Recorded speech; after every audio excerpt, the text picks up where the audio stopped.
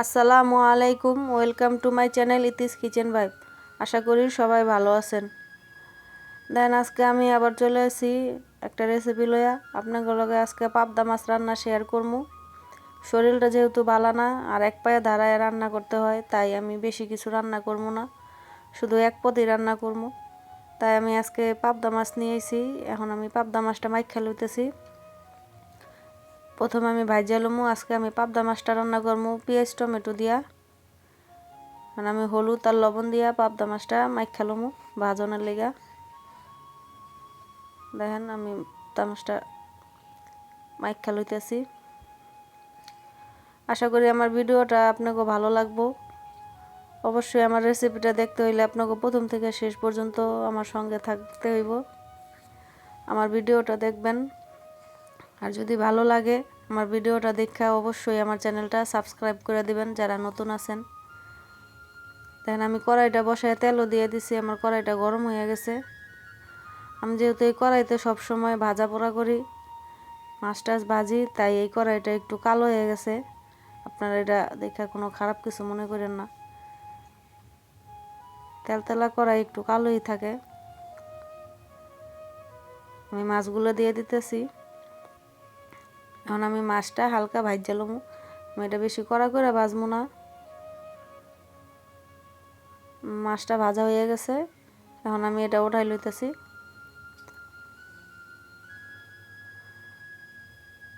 আমি এমন করে বাকি মাছগুলোও ভাজা লমু। এই যে আমি বাকি মাছগুলো দিয়ে দিলাম তেলে। আমার এগুলো ভাজা হয়ে গেছে, উঠাই লইলাম। এখন আমি তরকারিটা রান্নার লেগে কড়াই বসাইয়া মাছ ভাজার তেলগুলোই দিয়ে দিছি। কড়াইতে দিয়ে দিলাম পরিমাণ মতন পেঁয়াজ কুচি, দিয়ে দিলাম স্বাদ মতো লবণ, যাতে পেঁয়াজটা তাড়াতাড়ি নরম হয়ে যায়। এখন আমি পেঁয়াজটা নরম করে হালকা ভাজা লমু। দেখেন আমার পেঁয়াজটা ভাজা হয়ে গেছে। এখন দিয়ে দেবো পরিমাণ মতন আদা রসুন বাটা। আদা রসুন বাটাটা এখন আমি পেঁয়াজ তেল একলগে ভাজা লমু ভালো করে।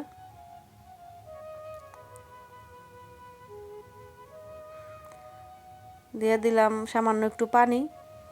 এখন আমি দিয়ে দেবো গুঁড়া মশলাগুলা।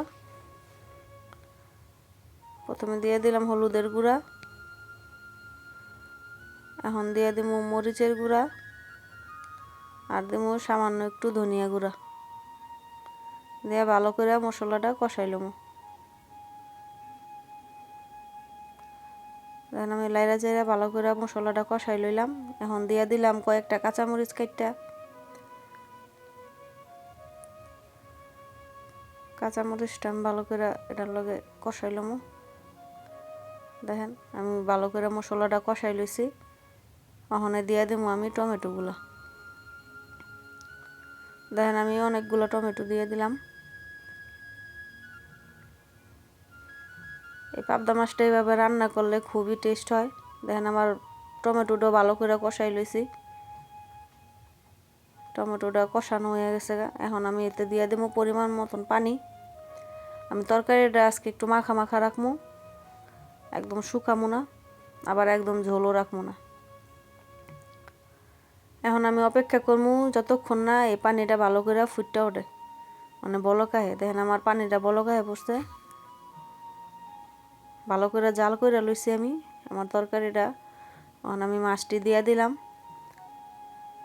এই তরকারিটা রান্না করতে বেশি সময় লাগে না, শর্টকাটেই রান্না করে লওয়া যায়, আর খাইতেও খুব মজা হয়। এখন আমি আর বেশিক্ষণ তরকারিটা চুলায় রাখবো না, আমি আর একটু ঝোলটা শুকাই লমু।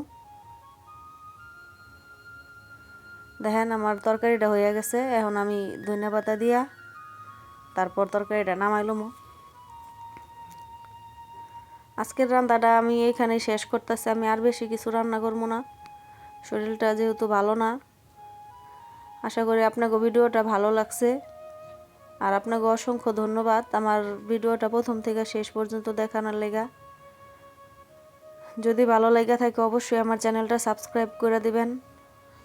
আর সবাই সাবধানে থাকবেন, ভালো থাকবেন, আর আমার জন্য বেশি বেশি দোয়া করবেন, আমি যেন তাড়াতাড়ি সুস্থ হয়ে যাই। দেখেন আমার তরকারির কালারটা কত সুন্দর হয়েছে। দেখেন তরকারিটা কত সুন্দর হয়েছে। সবাই ভালো থাকবেন। আল্লাহ হাফেজ।